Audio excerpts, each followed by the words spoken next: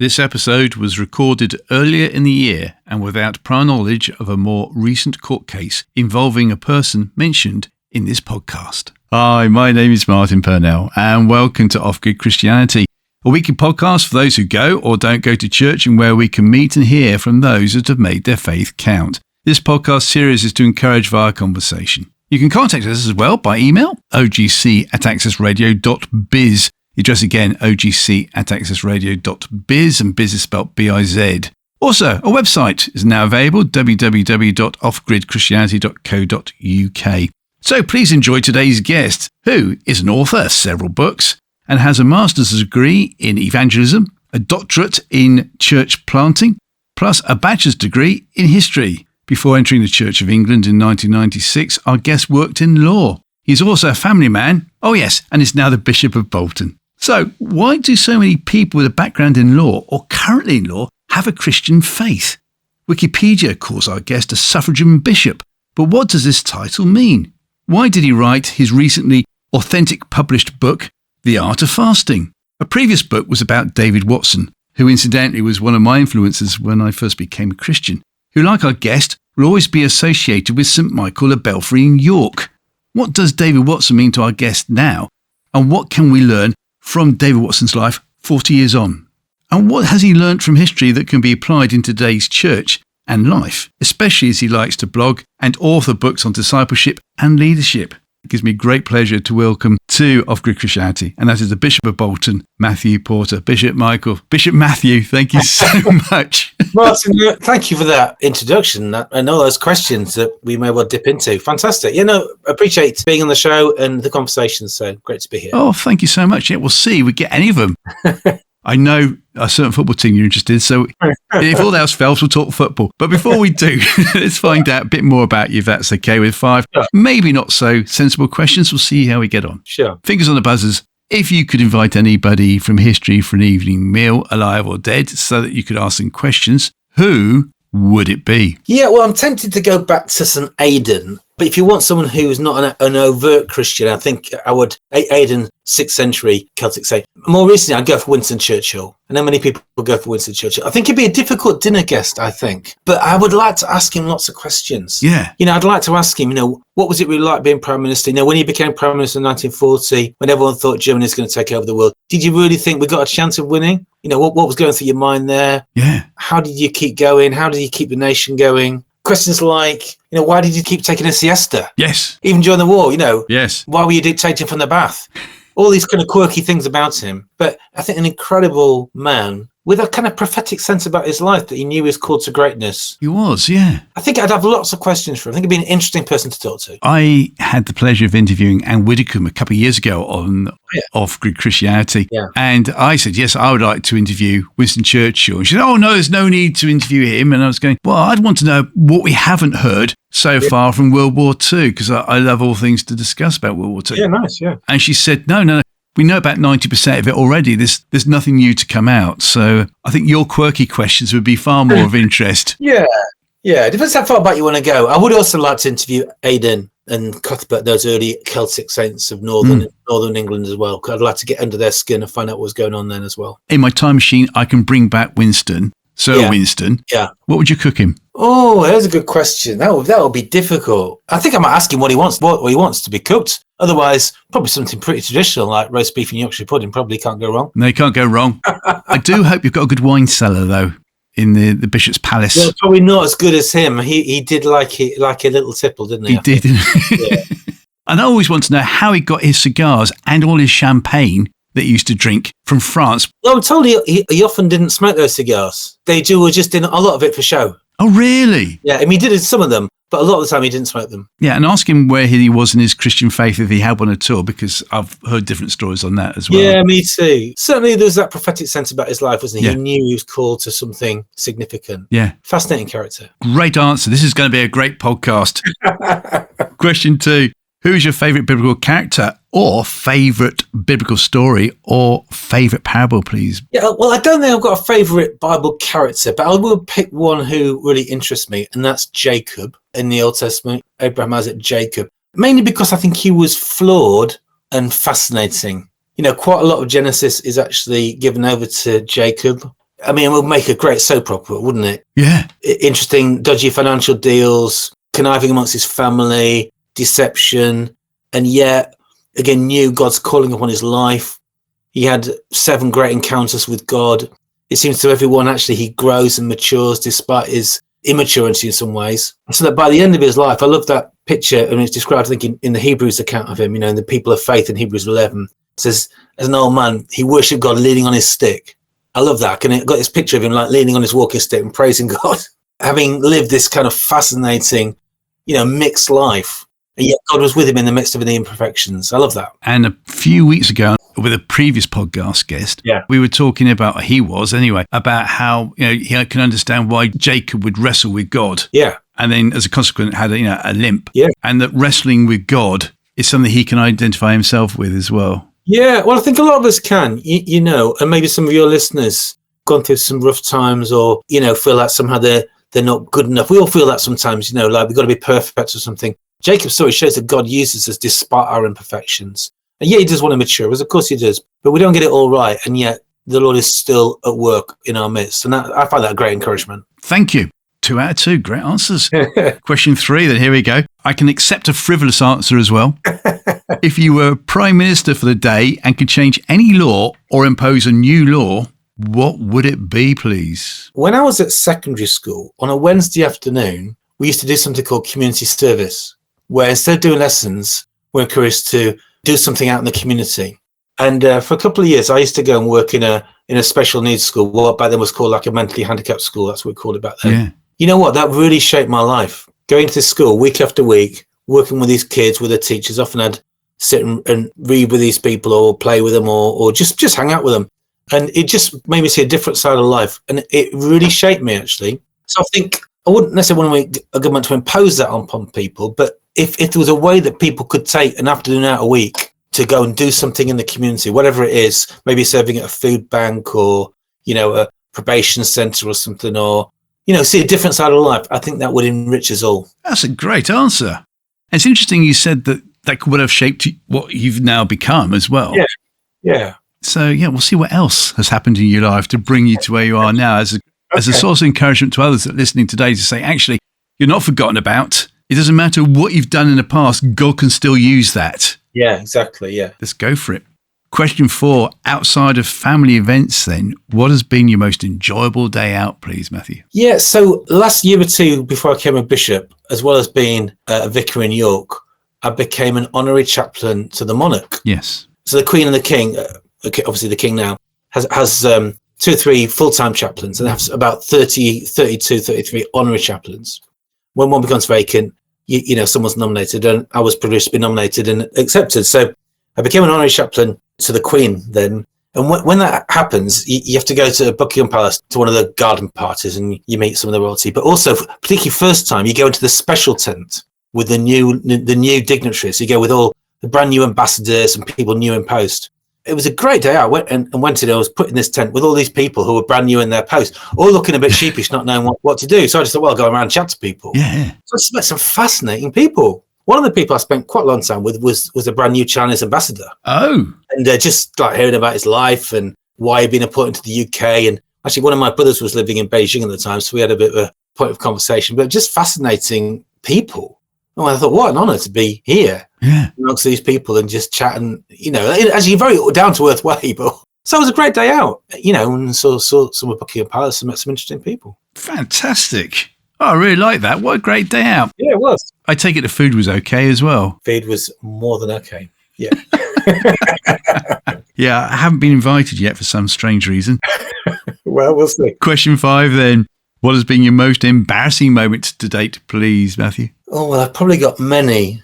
I don't know if I blotted them out of my mind. Here's an interesting one. When my wife and I, my wife's called Sam, when we were first married, we married a couple of years perhaps, we lived in Doncaster, South Yorkshire. We went to this church in a very ordinary part of Doncaster. And I remember there was a couple getting married in the church who, didn't have a lot of money, were trying to cobble together this wedding. They couldn't afford a photographer. So I remember saying, there's a guy at our work who, does a bit of part-time photography. Would you want me to ask him if he'd be interested to help out? I'm sure he might do it for free. You never know.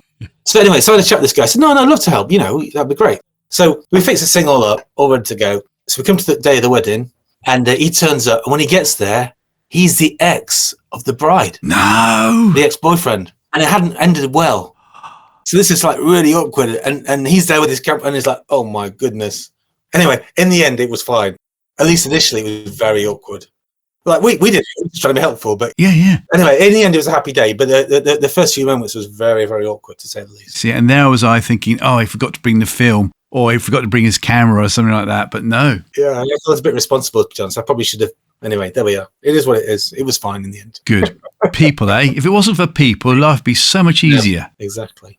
It's interesting that you've got a background in law. What did you do in law, and how come you might have been able to use that in your Christian faith? Yeah, well, I didn't work for a long time in law, but I did work in personal injury litigation for a little while. And that was a fascinating world. And I really enjoyed it, actually. I kind of stumbled into that after university, but loved it and actually could have quite happily pursued that and gone on with that. But I did feel a call from God into full-time Christian ministry. So I kind of tested that as well. And the door opened for that. So in the end, I dropped the law. But the law was interesting. And I just met some fascinating people, both just in the office, but out and about, particularly working in that field of law. Often I'd be going to court or instructing engineers, or we did quite a lot of work for British Coal as they were back then. I'd often go down the pit to do some investigations and taking witness statements and meeting people. So I learned a lot about life and people. It was actually, I think, really good preparation for working for a church and working, in the role that I'm doing now. Yeah, and you mentioned earlier, why do a number of lawyers end up in church? Well, some of them do. I think not. I don't know if any more than other careers. Maybe some people go into law for a sense of to do something right or having a sense of justice. Some people is that. Or I think one good thing the law does do, it kind of trains your mind to think in a certain way, often in logical steps. That can become a bit linear if you're not careful, but it can also help you develop an argument. And sometimes you need to do that, whether it's you writing a book, which I do a bit of, as you know, or whether it's creating a sermon or in a conversation, taking people through a process. So that can be helpful. But I think lawyers also can be a bit dull sometimes. So you got to watch that. Personally, it was good preparation for me for life. Looking back on your life, then, hopefully we'll learn some more over the next hour, if that's all right, as to what you've learned and what we can learn from you accordingly, if that's okay. Thank you. Yeah. And one of the people that I mentioned was someone who really affected me when I was on the brink of becoming a Christian, then did. And I devoured any book written by a person called David Watson. One thing that I have noticed ever since I've been in Christian radio back in the 90s and up to today, the number of times I can count on one finger that David Watson's name was mentioned. And yet in the 80s and 70s, he was being heralded as like the greatest thing Britain had in answer to, say, Billy Graham or something like that for his ideas. Yeah. And yet the first time I ever see a book written about him was when I was researching about Your Good Self. At last, someone's written about him. So why is it, do you think, that people don't know about David Watson, and what can we do about it? Well, it's a really good question. So after I became what you call a curate's like a trainee vicar. When I was being a curate, I noticed that my passion for telling people about Jesus was going down, not going up. I didn't like it. And I thought this should be the other way around. So obviously I prayed about it and talked to people about it, but I thought I want to grow in my confidence in what we call evangelism. That's telling people about Jesus and inviting people to respond. And so I actually ended up doing a master's degree in evangelism studies. I think you mentioned it in the beginning. In that, I had to do a dissertation. In the dissertation, I thought, I want to study someone who's been really good at this. So I looked back and thought, who's one of the best people in Britain who's been a really effective communicator of the good news of Jesus? And I chose David Watson. So I read all his books. I listened to loads of his sermons because there were loads of them out there. And then I interviewed a whole load of people to talk about who he was, what he did, and what his influence is today. And then I wrote up my dissertation. And I think I was the first person to do postgraduate research on David Watson. And then on the back of that, I wrote a little book about David Watson. I mean, he was an interesting guy. He was a kind of upper middle class, public school educated, Oxbridge educated church leader who, these days would be seen to be a bit posh, really. But he was clearly bright, well thought through. But he was a master communicator. He managed to speak in such a way that was very convincing. People thought if David Watson thought it was okay, it must be okay. So he's very good about talking about who Jesus was in helping people think through matters of faith and why that would help them in life. He's also very good at talking about other things like what today we'd call the charismatic things like healing and gifts of the Holy Spirit. that some people weren't sure about, but he would talk about him in such a way people think, oh, yeah, that's good. So he had a great communication gift. But clearly he was used by God, by the Holy Spirit. Many people came to faith through David Watson, either through his speaking or through one-to-one encounters with him. Many people had encounters with the Holy Spirit, ended up speaking in tongues or receiving gifts of the Holy Spirit, that kind of thing. And I meet people, like you today, who would say their lives were shaped by David Watson. Why is he a little bit unheard of? I don't know, if I'm really honest. When I was doing my research on him in the late 90s, early noughties, a few of his books were out of print. He'd only been dead for just a few years. I remember speaking to someone called Michael Green about it. And Michael Green actually rang his publishers and got some of them, as a result of our conversation, republished again to say, let's put them out there. Maybe one or two of his books were a bit dated, but not all of them. I think particularly his book Discipleship, his book I Believe in Evangelism, are two of the greatest texts on those subjects still now, not past bestseller by date at all. I think perhaps one thing David Watson didn't do, he didn't raise up lots of other leaders. Yeah. On the back of what he did. He wasn't against that. He was just went and did his evangelism thing. He did raise a great church, which I was privileged to go on and become vicar of myself. He raised a great church. He did try, when he finished at St Michael of Belfry, he moved to London in the hope of setting up a training college for people. That's what he wanted to do, to train other people. And then he got ill, and he got ill with cancer, and took a while to recover from that. And then only was around for another year or two, and then had a remission and died quite quickly in 1984. So he never got a chance to raise up those leaders like he really wanted to do. So interesting story. In some areas, he's quite a forgotten character. Certainly not in York, and certainly not in St Michael of Belfry. His name is often mentioned, and rightly so, because he left a good legacy there. The first time I heard of him was of a TV series that was going to be banned by a well-known organisation. It just doesn't seem right, does it? That, as you know, I come from a Christian radio background now, so I was very interested in. So why are you trying to ban this TV series that was going out? Yes. Because it was just, I suppose, at the time maybe controversial, but also the political shenanigans going on within the church was like, oh, you're stepping on our toes. No, you can't do that. Yeah, interesting. It's such a great pity because there was so much in there.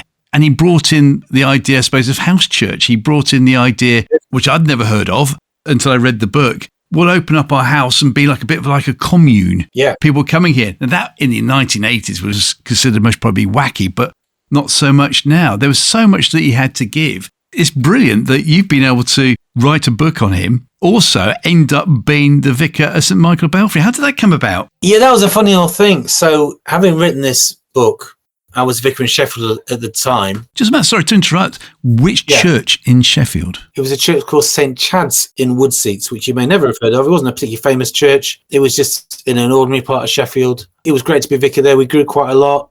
And, it's where I cut my teeth being a vicar. Still doing well today, which is good. But I was vicar there. I'd been vicar there about 8 years. And I just felt like my time was coming to an end, like I'd done what I was called to do. So I pushed a few doors, nothing particularly opened.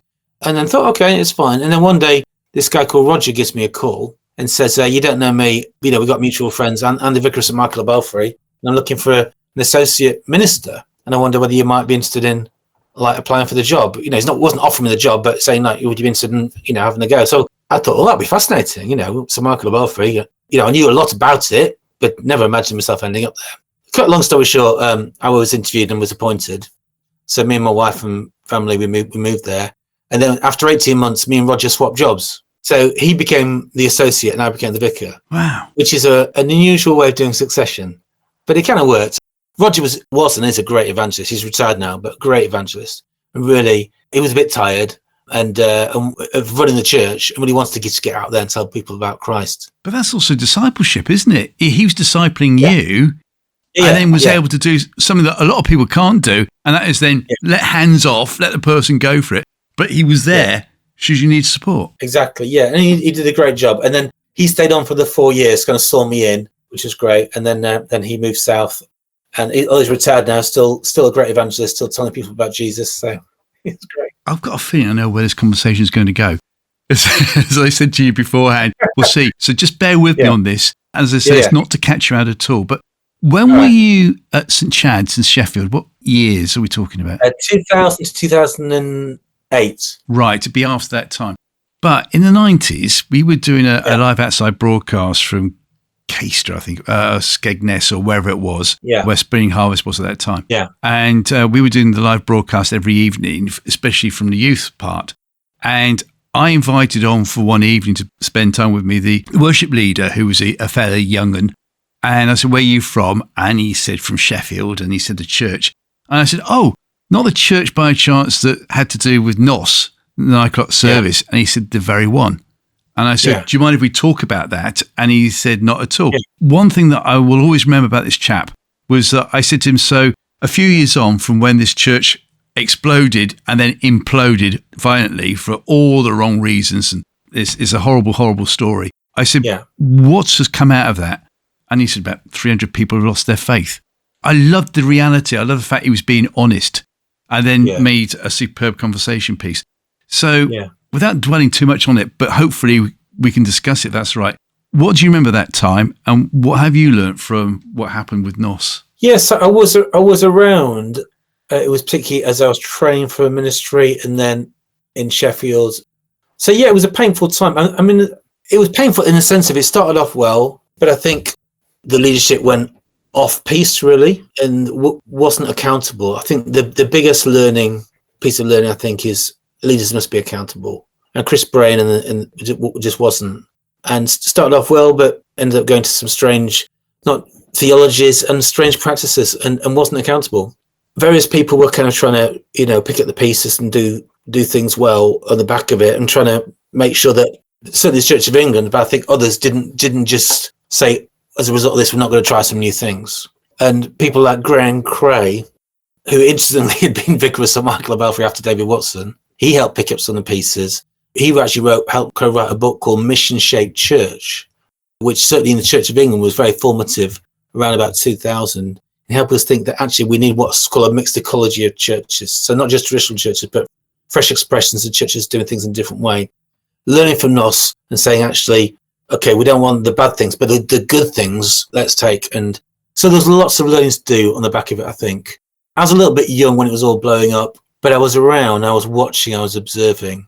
Of course, it wasn't all good. It wasn't all good. And it reminds us that sometimes things don't go right in the church. Yeah. And often it's people like me now, bishops and others, who have to help pick up the pieces and try and help people, pastor people. So it's interesting, some people, when they have a bad experience of church, I think, understandably want nothing to do with it. We misrespect that and just show lots of love. Others sometimes do end up coming back in a different way, or need just lots of love and listening to. That's okay. It's no excuse for the church doing things badly. But we are human beings, and sometimes human beings get things wrong. And obviously the role of a church is to make sure the least amount of that stuff is possible. But it is there, we're human. But it's interesting what you said there, but the good things that came out of it. And I remember watching, I think it was a BBC One Everyman programme. That's when I first heard of it in the late 1990s. And they did a whole programme on Chris Brain and what was going on there. Yeah. And there were some great positives, where they were taking over the church at night time. They were bringing in lasers and they were bringing in light shows to create an ambience. Yeah. And it was great to see all these teenagers coming in.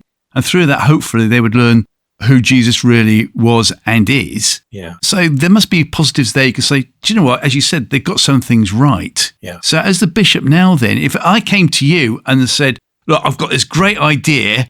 I want to do this, that, and this and that, and it involves doing this. Might cost a few quid initially to set up, but hey, I believe all the youngsters will come to it.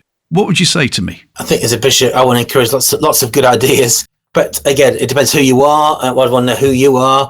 I want to know where you come from. Even better if there's already a relationship there. That helps, doesn't it? Yeah. I want to make sure, you've got a good background, a good track record.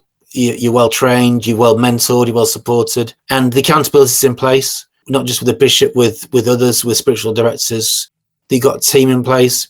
I'd also want to see some signs you're doing some of that stuff already. You've had a little go already, and there's some signs of life and good things happening. There's none of that. I'd say, well, start a little bit. Let's see what happens. Let's see if we've got some signs of the Spirit of God at work. If there is, let's pour some more resources to that. Let's help with that. And to be honest, that kind of thing happens all the time. Yeah, particularly the Church of England. We're just trying lots of new things and lots of new initiatives. Some things don't always work. And to make sure, particularly these days, we know a lot more about safeguarding than we used to in the past. That's really important that we get that right from the start, put those policies and procedures in place from the start. which we didn't do 30 years ago. Obviously, some of that's emerged out of us not doing things well. But now you're not allowed to start a new thing without those things being in place from the very start. And that's quite right. You'll be pleased to know I won't be knocking on your door with any ideas.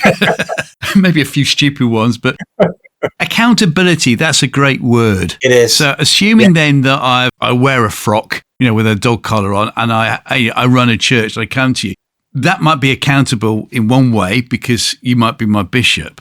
But what else does accountability mean? Ultimately, we're accountable, of course, to God. Every person is. Certainly in the Church of England that I'm part of, there's lots of different layers of accountability. So if someone is training for or going through like an ordination process, that's quite a vigorous process. We want to make sure that they tick a number of boxes. And it's not more than just an academic exercise. They want to show, has this person got their own personal faith? Have they got a depth of their spirituality? Have they got leadership gifts? What are their relationships like? What are the quality of their relationships with other people? Have they got a heart for mission? Have they got a reasonable mind? You don't have to be an academic, but can they think things through and express things? So certain things we'd want to look at to say yes to them, even being a church leader. And then go through college, that they're accountable to the college, they're accountable to tutors, they're accountable to people in each diocese to send them away or send them for training. Then when they come back, they always work under another vicar to start with. That's the value of, I think, of our curacy system in Church of England. They're not just set free. They work under somebody else, and they have to do that for 3 or 4 years, and then they have to be signed off as ready. So there's a number of different layers of accountability. We'd also encourage them to have a spiritual director, to have someone even outside who's just speaking into their life, making sure they're praying, making sure they're reading the scriptures. Now, none of these things are foolproof or perfect, but we've learned over the years to do this as well as we can. So the hope is we're raising really good leaders. Excellent. Yeah. So there you are. You're at St Michael of Belfry as a vicar, thinking that's it. Yeah. What made you think, and what was the process for you to become a bishop? Oh, Martin, that's a really good question. So I'd been at St Michael of Belfry for 15 years before becoming bishop. There weren't perfect years. We had some ups and downs, but generally that was a good time. So St Michael of Belfry, it is like a gathered church in the centre of York. People would come in from different places and meet there. A big emphasis on particularly students, but really a centre for worship, for prayer, for discipleship. One thing we tried to do was turn it into what we would call in the Church of England more of a resource church. So not just a large church. So we had like 40 plus small groups, not just a big church for the sake of being a big church. So everyone has a nice time getting together and worshipping, but a resource church that really sees itself as existing to help start new churches, to plant new churches, or send teams out to revitalize old churches. Not necessarily to grow big, but to have a bigger impact as we give people away to help other churches. That was a process we went through in the last 8 or 10 years of my time there. So by the time I left, we were planting every 2 years, and they're still doing that now, which is great, and helping start other communities. So that was a big learning curve for us as a church going through that transition. So for instance, I think 2018, 2019, we sent 32 adults and 3 kids up to Newcastle to help a new church get started there. It was actually revitalisation. There was a church right in the centre of Newcastle, gone down to about 10 people. So we sent a curate and a team there. Ben was leading that bloke called Ben. On a Sunday, they get about 400 plus people there now. Wow. So that's going quite well. And they're a resource church for that area. We did some more local stuff in York, and we did something just after I left in Hull. So that vision for becoming a resource church that sends out others to help start new churches or revitalise old ones was really strong. So that was great. That's all going well. And I remember going to see the bishop one day, about a year or so before I became a bishop, and just saying, we'd finished the COVID thing. We're back in action, if you like, after those funny COVID days. And saying to the bishop, I've got real vision for this church for the next 15 years. I could be there till I retire. But I've got itchy feet. I don't know why I feel like something else. What do I do? And the bishop, we had a long chat and a pray. And he said, I think you should think about being a bishop. And I was like, oh, right. I haven't really thought about that. To cut a long story short, there's 2 ways to become a bishop. You can either just, as a bishop post comes up, sometimes your name gets put forward. But the other way is to get on a bishop's list, so that when these things come up, there's already a pool of people who they can kind of fish from, if you like. It doesn't guarantee you anything being on the list, but you're there. So I got myself on that list. There's a process you go through to get yourself on that. And then I was made Bishop of Bolton 2 or 3 years ago. Yeah. So obviously left York and start this new work over here in Manchester. See, what's interesting from that is that you had itchy feet. Yeah. But you were still accountable, so you went to see your own bishop. Exactly, yeah. To talk it through. Yeah, so it wasn't just my decision. We take that really seriously, Yeah. because there's something about testing the mind of the church. God works in all sorts of ways. If it's just my idea, I could be wrong. I think it's really important that you put these things out to other people. What do you think? And obviously talking to my wife and friends and prayer partners. But the bishop was really helpful in that. Yeah. Well, I tried to be as a bishop here. I'm there to help and advise and encourage and be a sounding board. And yeah. This isn't to catch you out at all, but sure. We talk about accountability. Yeah. So who do you feel you are accountable to? Yeah, well, ultimately for my work here, so I'm one of 3 bishops in the what's called the Diocese of Manchester, basically Greater Manchester. About 2.2 million people live here. The senior bishop, the diocesan bishop, is Bishop David. He's in charge of the whole diocese. And there's 2 bishops who are like under bishops. That's what a suffragan bishop is. We work under him. So I'm like a number 2 bishop, if you like, here. Super sub. Yeah, but actually, Bishop David he delegates a lot of stuff to us, so we get on with things. So I'm responsible really for lots of Anglican churches on the western side of Greater Manchester. So Bury, Bolton, up to Rossendale, Lee, Salford, 130, 140 churches, something like that, and various leaders. So I pastorally look after them. And then across Manchester, I'm responsible for evangelism, for brand new churches, and for revitalising old churches, taking some church planting experience I've got and applying that over here. So I'm accountable to David. Ultimately, he's in charge. So I'm accountable to him. I'm also have 2 very close prayer partners who are peers, and we meet 3 times a year for proper accountability for 24 hours. But in between, we're texting each other quite regularly about stuff. I wouldn't do anything big or make a major decision about life without putting it past them first. I'm not asking for their permission. Ultimately, that's mine. But I am asking for their wisdom. And I want them to say, oh, that sounds like a really stupid idea. Why are you doing that? We all need to hear that sometimes. Like, what? Tell us more about that. Well, that doesn't seem to resonate. If they said that to me, I'd take that really seriously.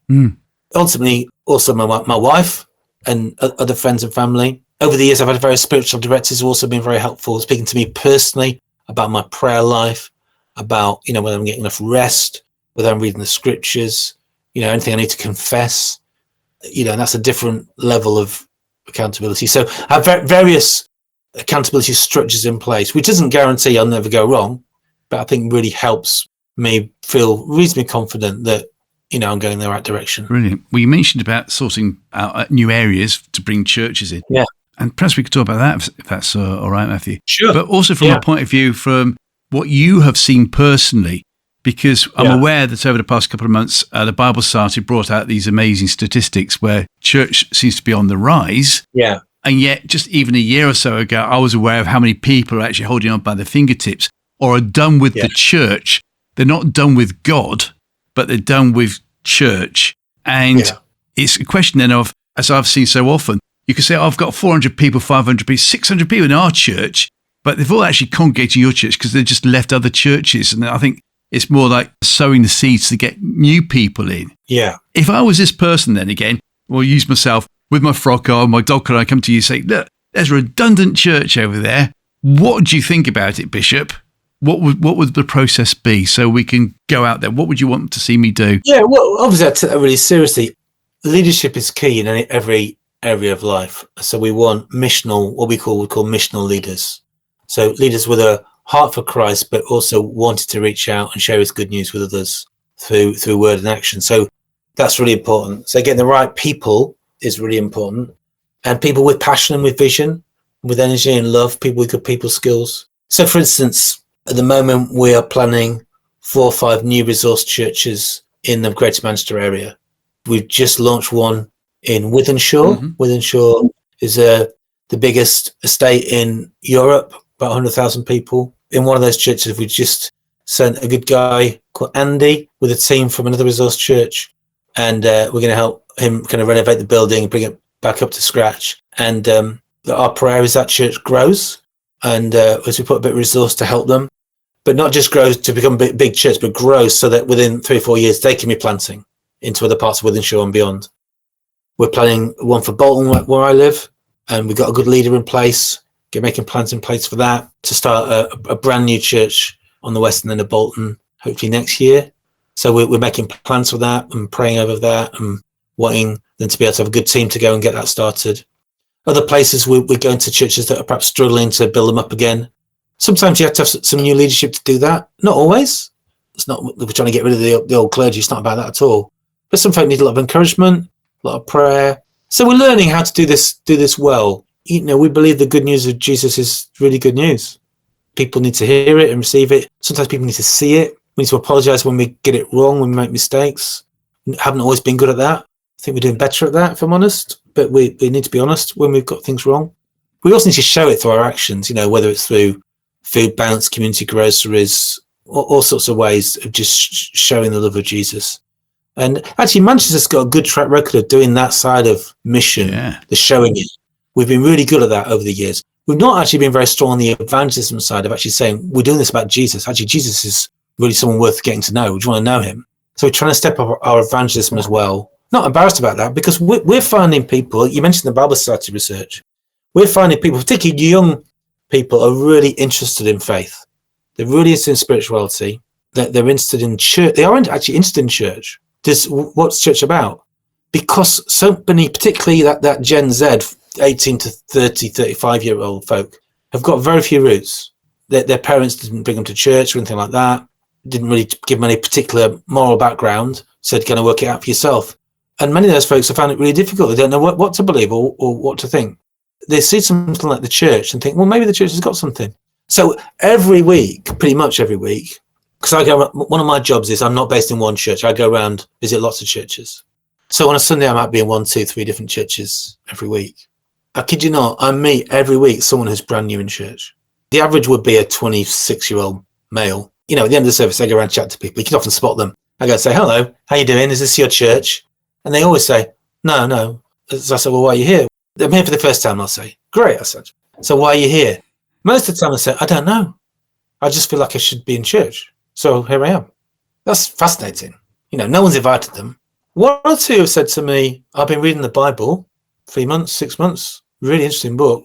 I thought I'd better come and see what church is about. One or two have said to me, I've had this dream about Jesus, met me in a dream, and I thought I should come to church.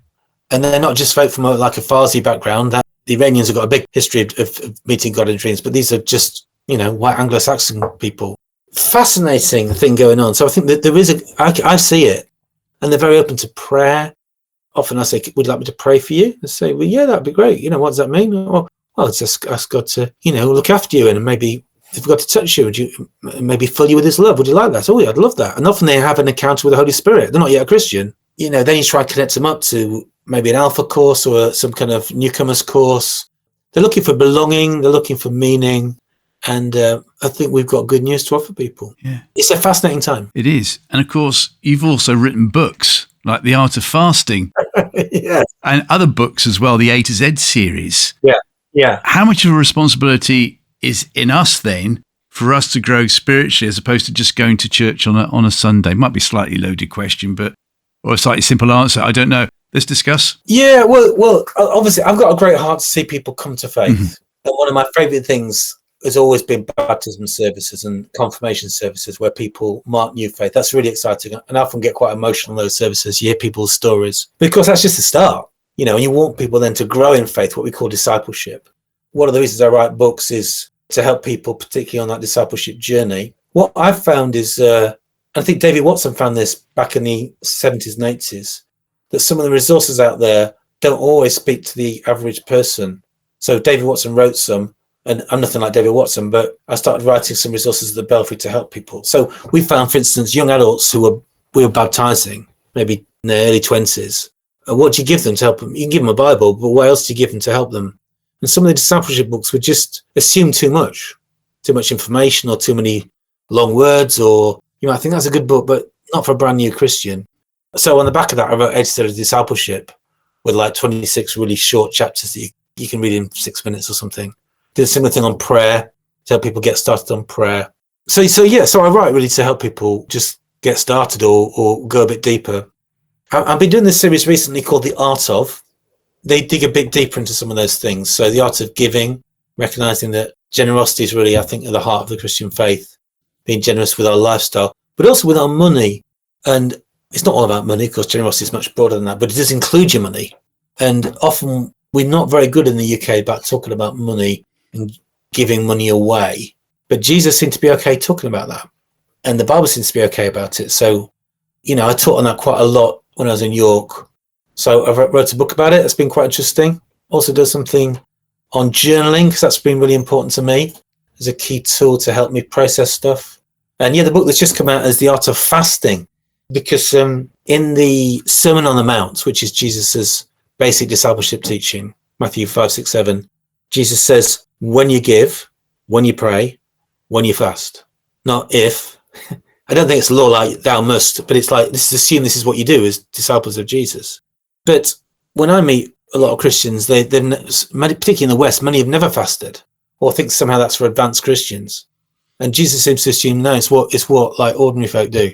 So I thought I'd write a book on that to get us started, because for me, I think it's really helped me grow in that sense of wanting to be a prayerful person, not just praying a bit every now and then, but try to kind of be immersed in prayer, living a life of prayer throughout the day.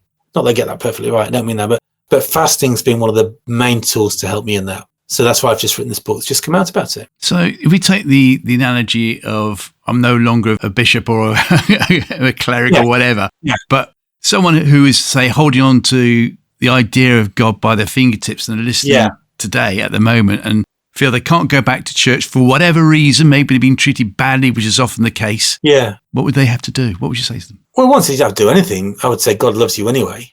Just receive the love of God but know He's with you, He's for you. Some folk, particularly if you've had really negative experiences, they need to be listened to and understood. Sometimes I find myself, when I speak to people like that, just apologising, saying, I'm really sorry that's been your experience. No one's often apologised to people. But listen to them. I think I encourage them that God's there. How can I pray for you? And not in a patronising way saying that, but genuinely. Yeah. Sometimes, if they'd let me pray with them, that would be a great honour. I'd love to pray that God touches their heart again. They feel His presence. They know that He's with them. I'd encourage them to, if they stop reading the scriptures, to perhaps get back into the scriptures, just to, if they can, discover how amazing the person of Jesus is. Perhaps just get into the gospel stories and see His love for those who were often treated badly. I mean, look at Jesus Himself. He was treated badly by religious people. So there's no better example than Jesus. Good point. So actually, he's our model, or is always our model. And I think I would in time say to them, look, don't rule out Christian community. There'll be something out there for you, whether it's in a house group or whether it's church meeting, a pub. It could be traditional church, actually. I mean, one advantage of a larger church is sometimes you can go and be a bit anonymous for a while. That's why people like going to cathedrals, I think, sometimes. You can hide behind a pillar or give me more traditional church, more just, before I came here, I was leading a very traditional service in Manchester Cathedral, that some people might be surprised that someone like me who's used to leading more informal worship does, but as part of my role as a bishop, I quite enjoy that sometimes. And some people find a great joy in a more traditional liturgy that can be very rich, pre-prepared words that have been carefully formed over many years. That doesn't have to be mechanical. It can be very deep and meaningful. And maybe try different things. Sometimes people really engage with God through symbols. Often when I pray for healing for people, it says I anoint them with oil. That symbolic picture of the Holy Spirit. That's when they encounter the Lord. Where it says they take the bread and wine, that's a prize. It's as they take the Eucharist, they encounter God. So these symbols are really important. Sometimes in some evangelical churches, we've written those things off as somehow Catholic or something. It's not just Christian. It's like, there's lots of different ways we can meet with God. So I just want to encourage people, let them know they're loved, they're important, and hopefully try to include people. You mentioned what was going on in Manchester in the past and been great. I had the privilege of spending a week in the early noughties with Message Trust. They took over the whole of Salford for a week and put a big top in there. Yeah, it was a phenomenal time going around with my microphone, interviewing people what was going on. And the number of people in houses who just come out saying, but why are you doing this? And they really couldn't come to terms with it at first, that, we were asking the council for months to get rid of the stuff and you're coming in and tidying up. Yeah. And on the last day, these house owners, they were just bringing out ice creams for all the workers because they really appreciated what was going on. It was a phenomenal time. Yeah. The Message have done a great work across our nation and now beyond that. They're now going out into Brazil and other places. But they're based in Manchester, actually, Wythenshawe. And I've spent a bit of time with Andy Hawthorne and others since I've been here.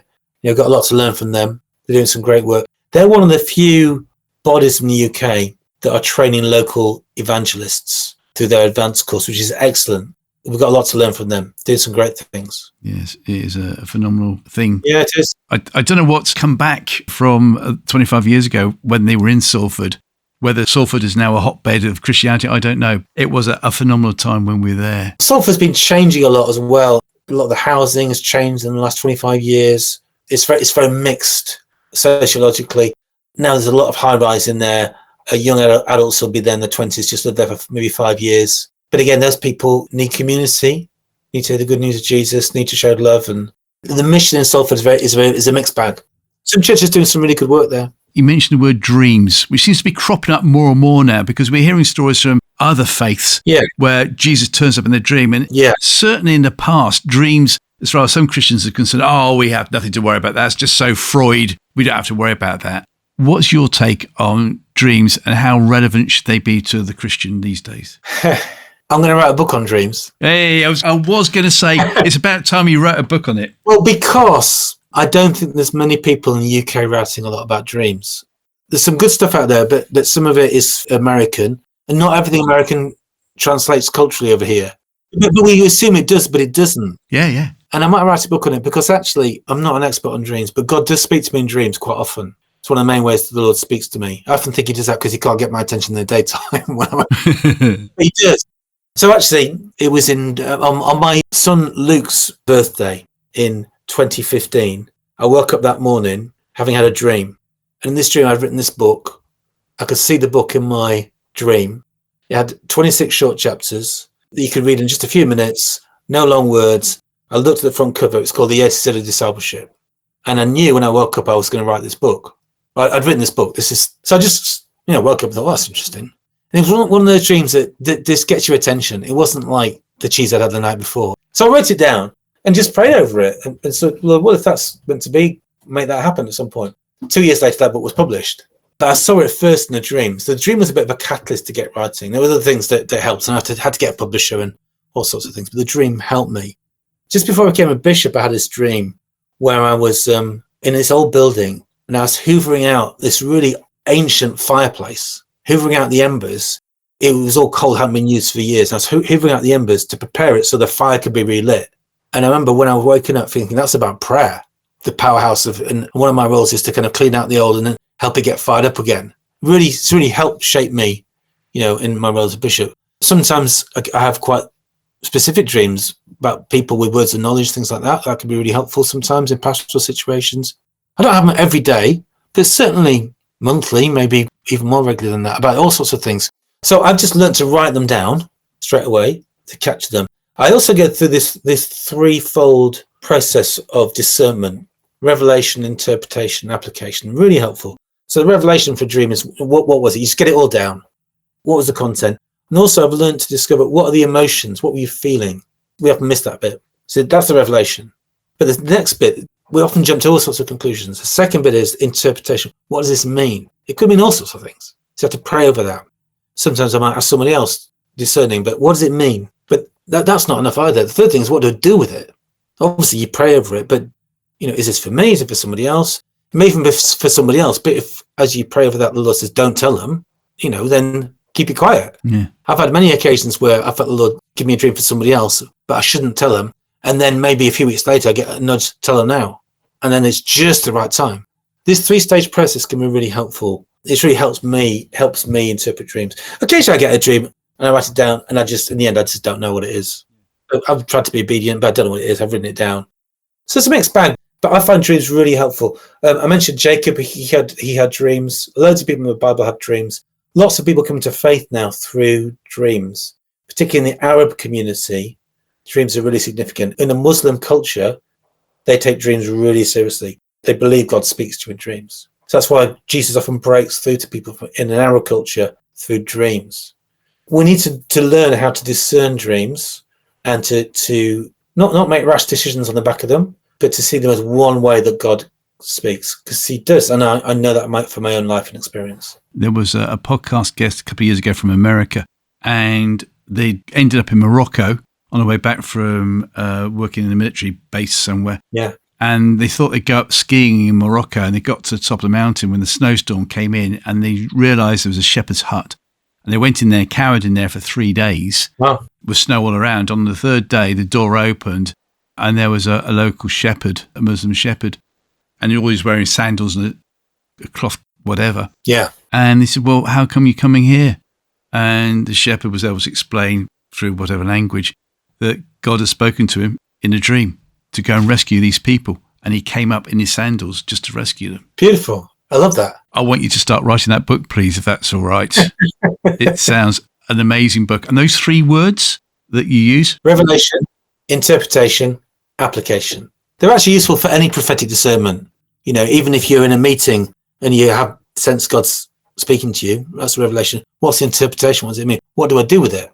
So it's a good 3-stage process. RIA, R-I-A. Yeah. Yes, that's a V-shaped glacier thing, isn't it? From my day in geography. Yeah, it is. RIA. Wonderful. Bishop Matthew, it's been phenomenal. I'm really excited about the book you're going to write on dreams. It's going to be great. So I look forward to maybe getting you back in a couple of years' time on that. Thank you for your encouragement. Yeah. You've got to do it. And I haven't had a dream to tell you that. It's got to be done. In order to finish this podcast, Sure. Bishop Matthew Porter, Bishop of Bolton, who is your Christian hero, please? It's a hard one. I think I'm going to go for John Wesley, Very good. Tell me more. founder of the Methodist movement in the 18th century, because he was a great leader who was a flawed leader, wasn't perfect. And again, a bit like Jacob, I think. He was a bright man. He had a great encounter with God where his heart was strangely warmed. He knew that God loved him, forgave him, saved him, empowered him. And that gave him vision, but also great discipline. He had that blend of passion and vision, but great discipline. And I love that. And often I think that's a mark of great leadership, to have vision and discipline. When those things come together, they can be very powerful. So he developed this Methodist movement. He was an evangelist, as you probably know. He loved telling people about Jesus. He probably wasn't the most effective evangelist of his era. He did help many people come to Christ. Lots of people would say that Whitefield was a much better evangelist than Wesley. He led more people to Christ. But what Whitefield didn't do was train up others. So when Whitefield died, it finished. What Wesley did was he trained bands of preachers to go around and preach the gospel and form churches. So when he died, the movement didn't just stop, but continued to grow. So he was very strategic, you know, in his thinking, his planning. You know, something like in America, when he sent out Asbury to go to America to preach as a Methodist leader there, they say at one stage, 1 in 4 people was a Methodist.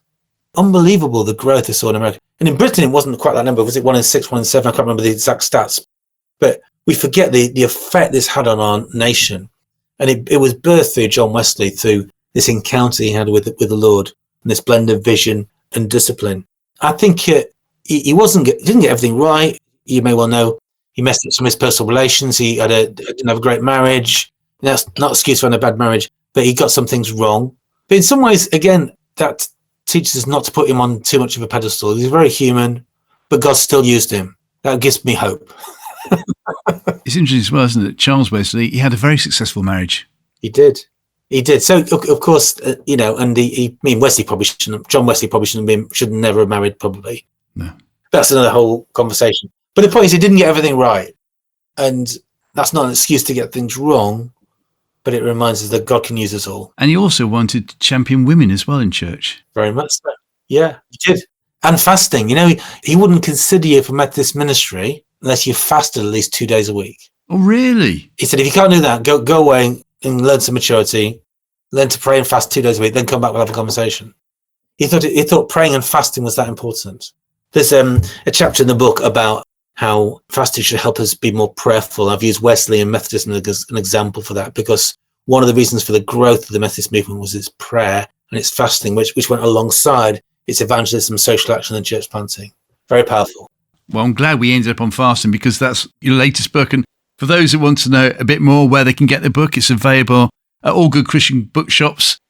And the book is called again, please? It's called The Art of Fasting, Becoming a More Prayerful Person by Matthew Porter. In brackets, Bish. If you like. Don't think I've ever called a bishop a bish before. There you go.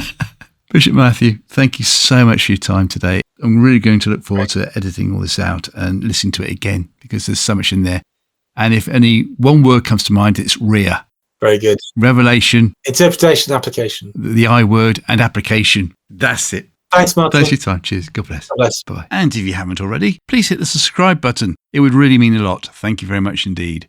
Next time on Off-Grid Christianity, what would you say to your former self? I don't know if I'd say anything. I think I'd just give her a hug because it's the thing that I miss the most. I think I'd just hold her tight. When I was told I had cancer, one of our GPs came round to see me before I moved. So obviously he knew all the scans and everything. He knew what was going on. And he said, "Can I see you before you go?" I said, "Yeah." So he popped round one night and he gave me this hug that was so tight. And because he knew everything, he knew all my past medical history and family history. He knew all about Andrew's depression. He knew all about all the stuff I'd been through with the kids and just everything else that had gone on really in my adult life. And he just gave me this hug. And I think that's the kind of hug that I would want to give myself in 2010. So please join me with special guest, author Sarah Nicholson. And wow, what a podcast. Until then, cheerio.